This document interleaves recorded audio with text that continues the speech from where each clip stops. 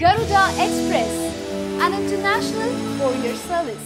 హైదరాబాద్ తెల్లవారుజామున Jubilee hills లో కాల్పుల కలకలం సృష్టించాయి. మాజీ మంత్రి ముఖేష్ గౌడ్ కుమారుడు విక్రమ్ గౌడ్ ఇంట్లో జరిగింది. ముందు దుండగల పనిని భావించిన పోలీసులు తర్వాత అతనే సూసైడ్ అటెంప్ట్ చేసుకున్నాడని దర్యాప్తులో తేలడంతో ఊపిరి పీల్చుకున్నారు. క్రీడాకారులతో స్నేహం చేయడం వల్లే విక్రమ్ గౌడ్ సూసైడ్ అటెంప్ట్ చేసుకున్నాడని పోలీసుల ప్రాథమిక దర్యాప్తులో తేలింది. శుక్రవారం తెల్లవారుజామున 2:30 పెద్దమ్మగుడి వెళ్లడానికి కార్ డోర్ తీసే సమయంలో కాల్పుల శబ్దం వినిపించిందని పైకి వెళ్లి చూసేసరికి రక్తపు మడుగులో విక్రమ్ పడి ఉన్నాడని అతని వెంటనే అపోలో హాస్పిటల్ తరలించామని అతని భార్య పోలీసులకు ఫిర్యాదు చేసింది.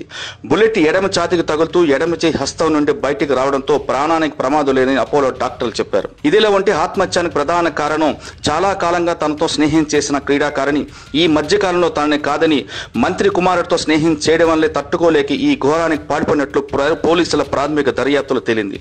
మరోవైపు ఆర్థిక కారణాలు కూడా కావచ్చని అనే కోణంలో పోలీసులు దర్యాప్తు చేస్తున్నారు.